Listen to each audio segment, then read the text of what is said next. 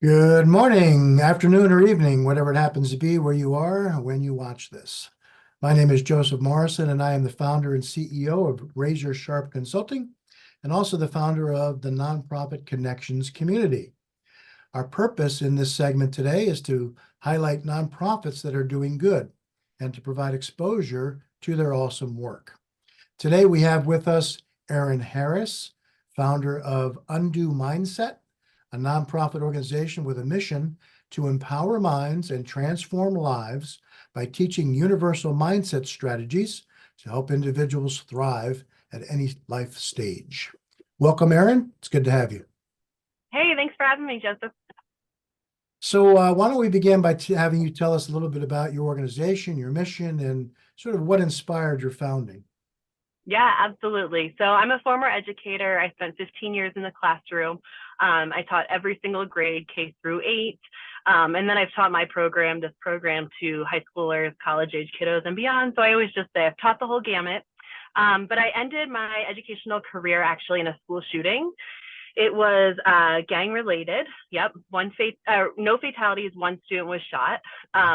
So it didn't make huge news, but it was still really traumatizing for me. That in conjunction with the start of the pandemic and being forced to be a stay-at-home mom, I lost my ever-loving mind, checked myself into a mental health facility twice, and just learned amazing skills and tools, things that I seriously wish somebody had taught me 20 years prior. I think the last 20 years probably would have been a lot less chaotic, a lot less drama filled. And so we're not, recreating the wheel. We're just trying to bring this work to the right demographic. Statistically speaking, 26% of US kids experience trauma before the age of 4. So it almost feels like, we have to be teaching this kind of stuff, how to use your brain, how to process in your brain, how to process the hard stuff before they even learn to crawl sometimes, So our end goal is really to get this out to our K-12 free of charge. We also want to make sure it's really accessible to basically anybody and everybody else as well. So we do have a subscription model that will be available for pretty much everybody and anybody. We would love to be able to get our programming into corporate offices and homeless shelters. And we have a partnership currently with a couple of abuse centers or substance abuse centers. We want to make sure it's accessible to religious groups and team sports and doctors' offices, and you name it. We all kind of need to know how to file the papers away in our filing cabinet correctly. And did you say what year you were founded? We put in our application for the 501c3 back in October, and we actually haven't gotten word back from the IRS yet. Prior to going the nonprofit route, I was teaching this in our small town for a couple of years. My husband is the mental health guy at the police department where we live. And so originally it was to help him to sort of help give him more resources and options for when he is encountering a lot of young adults and teens in crisis. But we realized we needed to make a bigger impact and go bigger. So, yeah. Okay, wonderful. Well, what would you say sets your organization apart from other nonprofits? I think there's several things. Number one is that I think we are very focused on making sure that our teens and young adults currently their lived experience is very much applicable to our curriculum and our programming. So we have a junior board, middle schoolers, high schoolers, and college age kiddos that their board replicates and mimics our actual board.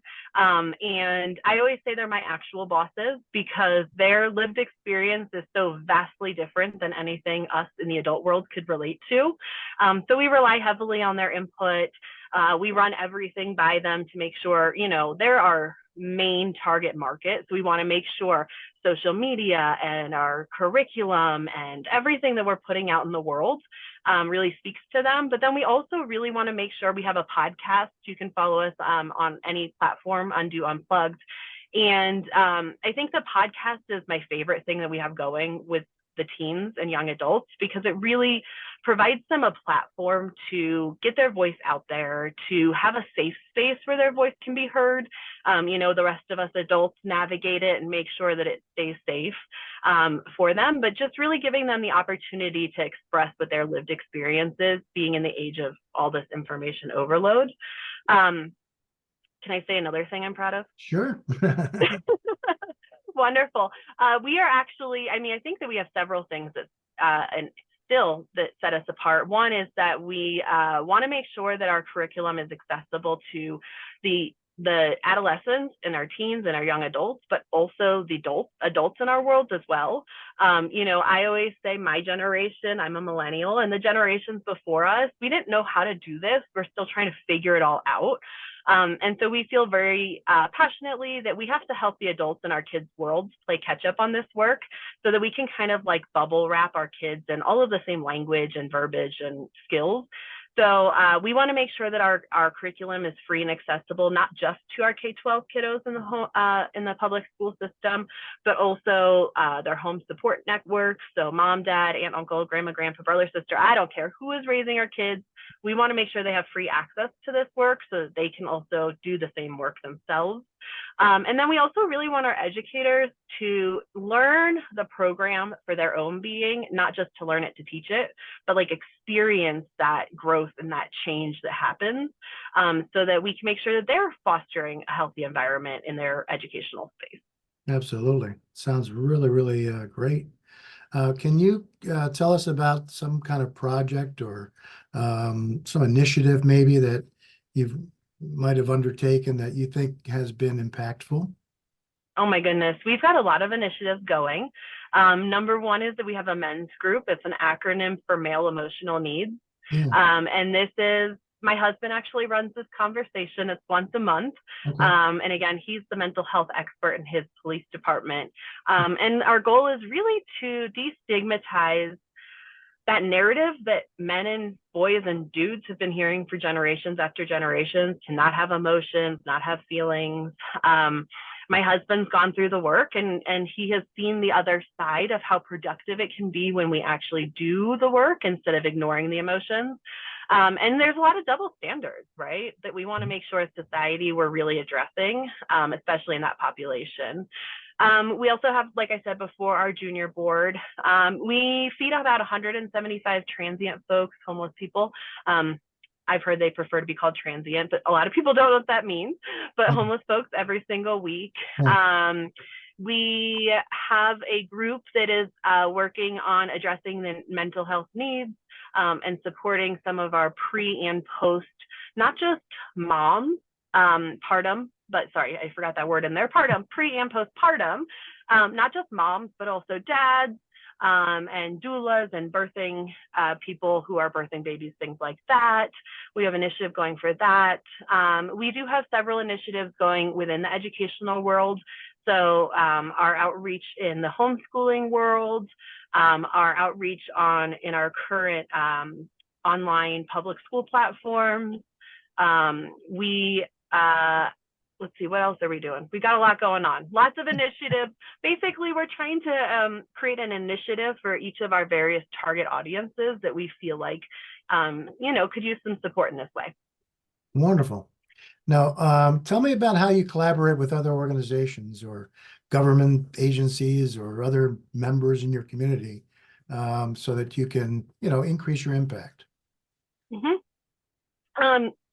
We have, like I said before, we do have like a partnership with a substance abuse center. Mm-hmm. We also partner with another organization that they help us in feeding the transient folks every week. To me, I'm a very firm believer that it takes a village. And so we want to make sure that we're really having that village is here for our kids. I always tell my team, like, I don't have an ego. If something stinks, just tell me it stinks so we can move forward and put out the best product for our kiddos. I think we should have done something like this as a society 20 years ago. So we feel like we have to play catch up in a way. And really building those partnerships help us to get into those places faster. So we have here in the Denver metro area, we have the crisis center that we have partnered with for domestic violence, abuse, people, things like that. So, it builds the community up in our ability to partner with these resources and other organizations. We're able to help the community, but we are also able to really get our curriculum out there and do that extra layer of helping. And would you say there are other organizations other than the ones you're currently working with, maybe like from the Nonprofit Connections group, that you would like to collaborate with? And if so, what kinds of organizations would you be looking for? Yeah, my marketing team, they don't love it when I say this, but we are literally out there for everybody. I truly do not believe, we truly do not believe as an organization that trauma, I don't think that you can leave this planet without experiencing trauma. I think it is truly a human experience. It makes the lived experience very messy, confusing, complicated. And truly, if your organization has people in it, then we are absolutely a good partnership for you. Yeah, wonderful. Well, tell me a little bit about your fundraising and your donor relationships and how you handle those challenges to sort of hopefully to create a legacy and sustainability for your nonprofit. Yeah, we don't have our 501c3 yet. The IRS is at their final countdown, so hopefully any day now. So in the meantime, it's been a little bit challenging. I will say this, we have over 75 volunteers working on this project. We are 100 volunteer based, myself included, 100%. And I think that speaks very loudly to our mission, the need for this work, and how passionately everybody really is about this work. I think that how quickly we have grown as an organization in the very short time that we've been putting this all together, I think speaks to what we will be able to get as soon as we're able to get grants and things like that. In the meantime, though, we have had a lot of small fundraisers here and there. We have an event coming up this weekend, and clearly people are very passionate about this work and making sure that we are supporting our kiddos in this way. But again, when it comes to larger funds, hopefully soon we have a funds development team of about 8 people working on this. And so, I think as soon as we have the go, we're going to be running. Okay, that's wonderful. Well, the thing I like to highlight in fundraising, of course, is the relationships. That's really what it's all about, right? And you did mention that, so I appreciate you saying that.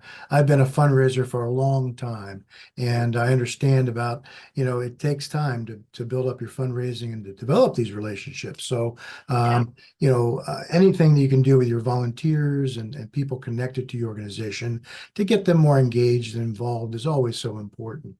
So, so looking ahead, what are some of your goals and aspirations for the future of your organization? And what do you have any specific projects or plans to sort of move you forward? Yeah, absolutely. My end goal, I'm an educator at heart, so my end goal is truly making sure we are free and accessible. I always talk about in my work that equity is accessibility. Our program is a computer-based program because we really want to make sure that it's something that every single student can get access to and get these supports from every single week. One of the administrators I was talking to actually at my own children's school, he said, "Oh, Erin, I can provide the same sort of level of help with my school, whatever, social worker and counselor or whatever."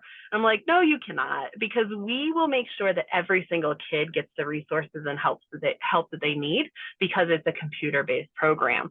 I was the kind of kid who, my dad's a raging alcoholic, and he, I spent a lot of days in my childhood just being really, really sad about that. And I never would have been the kid who would have been supported by the school counselor, because I was complacent, did my work, never acted out, never threw up any red flags that I needed this help. And so again, when we talk about accessibility as equity, I'm really excited to be able to bring the skills and tools, make them really accessible to all of our next generation, so that we can start breaking some generational cycles, break some generational trauma. Wonderful. Now tell me, is there anything that maybe we haven't covered that you want others to know about your organization that maybe we haven't covered? I think that the only other thing that makes me really proud of the work that we're doing is we firmly believe everybody deserves a seat at the table. And we want to make sure that our curriculum is very reflective of that. I've never been without a home, for example. So we want to make sure that somebody who has lived that experience is on our team, helping us to make sure our curriculum is really supporting them in the way that meets their needs. I don't want to just assume on their behalf that the work that we're doing is going to help them navigate their their lived challenges. So I would say that's the only other thing that I think is really amazing about us is that we, again, have 70 plus volunteers from really diverse places in their lives, experiences in their lives, just a very amazing, diverse team that really makes our curriculum and our work really incredible. Well, thank you, Erin, for spending time with me today and highlighting your organization's important work. Tell me, how should people contact you if they want more information? Yeah, absolutely. You can check us out on all the socials. Undo Mindset is our handle. And again, on any of our podcasting platforms, you can check us out on Undo Unplugged. And you can check us out on our website, www.undumindset.com, although it is under construction, so don't judge us too harshly.